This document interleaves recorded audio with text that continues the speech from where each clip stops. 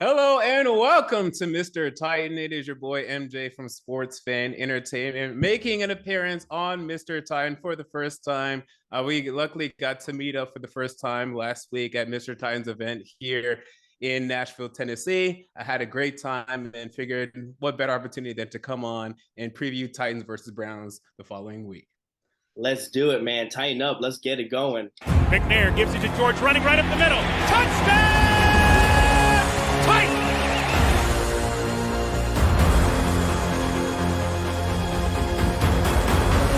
There are no flags on the field! It's a miracle! Safety, now you're one-on-one with the... Shows why he's the man! In trouble. Sack!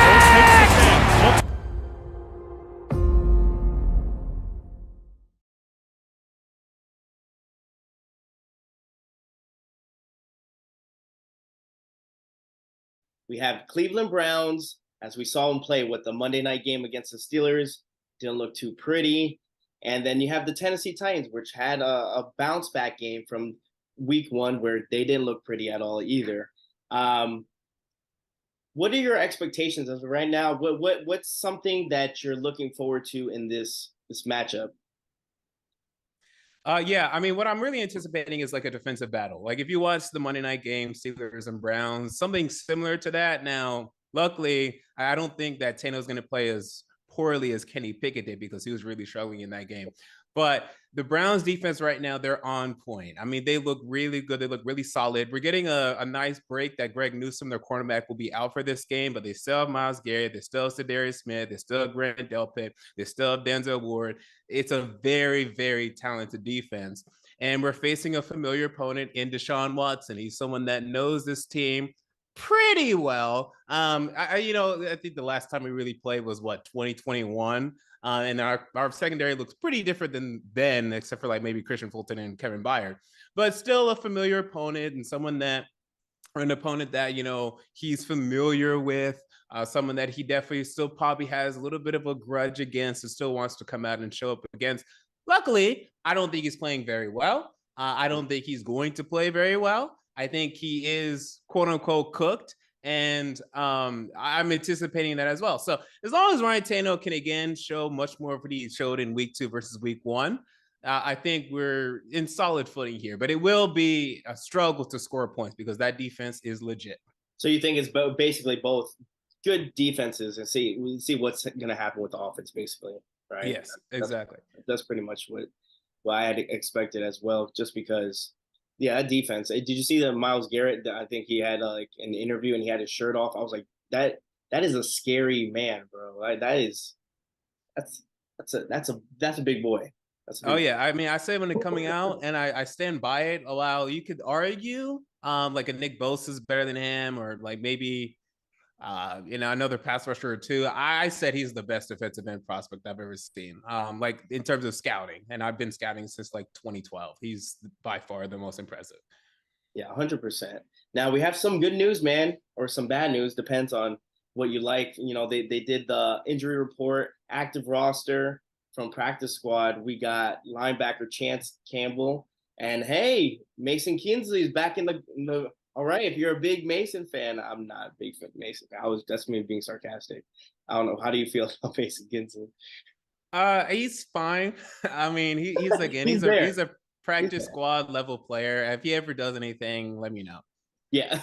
Well, I believe. Well, obviously, we have placed on injury reserve is Curious Jackson, and that's probably why he's been moved up to active roster. Probably is going to get some punt returns and kickoffs, and that's where they'll stick him in. I don't think you'll see him too much on the field, hopefully. Yeah, that's fair. Yeah, also, Kieras, I did like as a return of being come back healthy, because I think he was someone that could actually bring some life to our return game, because there really hasn't been much of that for a while.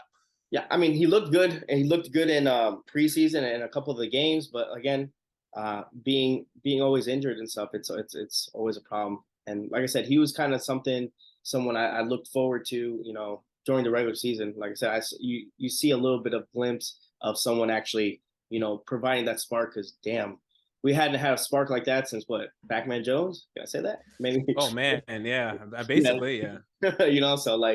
So having that, would be nice. They waived from active rosters linebacker Otis Reese as well.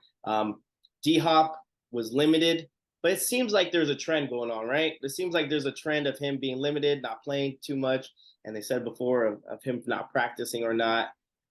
Do you think he plays this week or no? Yeah, I definitely think he'll play. It was much more of a question last week for me than as opposed to this week. I definitely think he's going to play. He's going to be out there. I think they're just being precautious with him. And, he is I know it's not even that advanced for a lot of us, but 31, 32 is an advanced stage for a wide receiver. So they're being cautious with his ankle. But I fully anticipate him to play. But again, I want to see, though, and it was nice. He had the big catch in the game to put us in field goal range. Mm-hmm. But it was nice to see Treylon Burks, step up and lead the team in receiving yards. And I think the more ideal scenario is that that's what he continues to do. I want Treylon Burks to be pushed to be that number one guy. That way, at least we know we have that number one guy moving forward. So it's just another opportunity for Treylon Burks to step up. And that's technically, it's almost a little bit of, obviously you want D Hop because you want another valuable, wide receiver, but you want him to mentor for Treylon Burks so that he can elevate his game. Because everyone said it before, unless you don't know football, is yeah, we have D Hop, but now that gives chances for Burks to shine. He'll get that one-on-one coverage that he has, and hopefully, like, he shows through. But you know what? The person I think that's kind of surprised a little bit, like surprised me, and I shouldn't, but is Westbrook Akina. I think he's the one that's shining out of all three of them, just because no one. He kind of seems like that he's getting separation from the double team and Burks and stuff. Yeah, he's looked good. I think it's a benefit for him whenever he is the number 3 or number 4 option. That way he can, separate at the goal line. He's able to use his size and his height and his athleticism to come down with catches, and there's less pressure on him. 100%. So I like him in that role. I've never been a big hater when it comes to Nick Westbrook. I think he's just, he is what he is. I don't think you want him to be your number 2, for God's sake. Luckily they signed DeAndre Hopkins, so that's no longer the case. Yeah. And then Kyle Phillips, the ghost of Kyle Phillips, is still roaming out there. Maybe he'll show up or not. I have no idea. Whenever he actually comes back or not. But yeah, in this role, he definitely is succeeding. Yeah, I agree. And I think the less pressure, the better for him. As a young, what's his second or third year already in the league, I think it's good for him not to put too much. I think if you put too much pressure, it's not good. But so let's talk about, is there anything else that's concerning or something that you look forward to for this Sunday? I want to really see for this Sunday is just how the offense, deals with the defense. Again, offensive line, we've been having issues. We had slow starts, obviously. The Saints game was bad. The Chargers game took a little bit longer to kind of get the wheels going, but eventually did a somewhat decent job of blocking Tannehill, not the greatest, but now they're playing probably right now one of the top defenses they've played so far. So that's something, can they withstand and hold their own against the defense? Yeah, for me, I think Andre Dillard, we have to see a little bit more when it comes to the left tackle position. Again, it was interesting, when we went into the offseason and everything, and Andre Dillard was basically gifted the starting job at left tackle. And right now he's being credited with 3 sacks. And Dennis Daly last year was credited with, I want to say 10 or 11. So he's already on pace to beat that. Now this is in more games because I think Dennis Daly played, I think maybe a 13 game or something like that, but still it's not great. So definitely need Andre Dillard to step it up on that side. But luckily Chris Hubbard's been playing well at right tackle. I'm very interested to see when Nicholas Petit-Frere comes back, what they plan to do. Because you could even argue Chris Hubbard has been better than Nicholas Petit-Frere was last year, but he's obviously the draft pick of the younger guy that you want to start. So luckily we have some depth. We have Dylan Radins now. We have Chris Hubbard. We have actually some offensive line depth finally in Tennessee.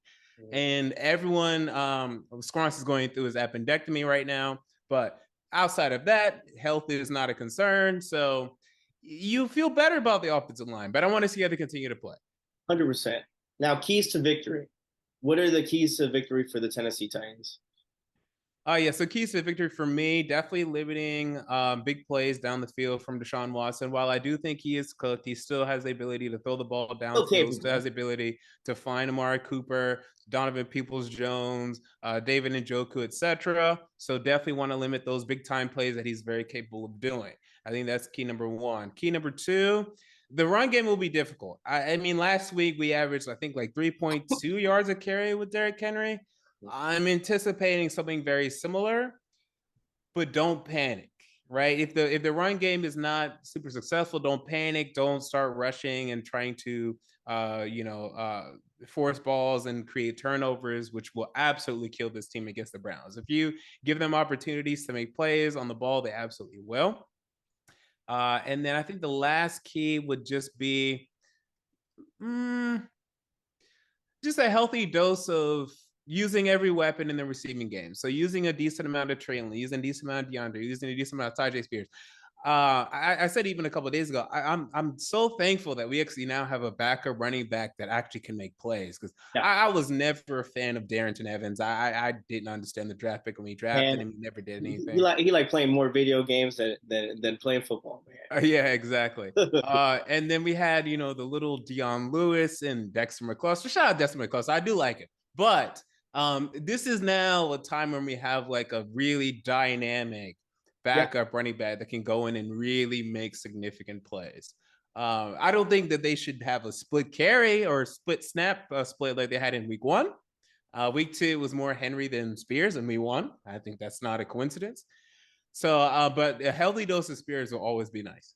Yeah, I think using him, they haven't used him too much in the passing game yet. That's one thing he possesses a little bit better than Derrick Henry. But I mean, making his cuts and stuff. I mean, he looks good. That's like that nice, 1-2 punch that we were expecting with all these players, right? We wanted, Derrick Henry to finally, Dion Lewis is here. Okay. And then Dion Lewis didn't do anything. And they were kind of really predictable with Dion Lewis, as well as, Derrick Henry would go out third down, and, Dion Lewis, it's a screen pass, and it usually got blown up for negative yards. So yeah, I agree. I like Tajay Spears a lot. I like what he's given this team, and he just runs with such a pace that you can tell like it's exciting, because Derrick Henry, unfortunately, guys, it's not going to be here for the long run. So I mean, that is the future of the Tennessee Titans right there. So what do you think about the score? I don't like giving numbers. But I think it's going to be a low scoring game. I see the Titans maybe like sneaking a victory out between 3 points, maybe 3-point game. What do you think? Yeah, I think very similarly. So my official prediction is Titans 17, Browns 13. So Okay. yeah, again, not a believer in this Brown, especially without now Nick Chubb. We got very fortunate to see. So this is how the injury bug can now work, right? We were so unfortunate when it came to injuries the last couple of years, and now the injury bug is working for us. We met the Chargers without Austin Eckler. I still believe if Eckler would have played, we probably would have lost the game, but that's fine. He didn't play. I'm fine with that. And then now Chubb isn't going to play. And without Nick Chubb, I know Kareem Hunt is very familiar with the system and the scheme and whatnot, but I mean, he's teetering on down. I don't know what shape he's in right now. So, and Jerome Ford, I don't really know much about him. So I think this is just a contest where the Browns are going to struggle to score points. Deshaun's going to give us opportunities to make plays on the ball, and the Titans end up on top in a defensive effort. There we go. Sounds good, man. I want to appreciate you for coming on. It's always good to talk football, and you're always welcome back on, man. All right. Yeah, man. Thanks, man. Appreciate it. Hey, no problem. Tighten up, man. Tighten up. Yeah, tighten up.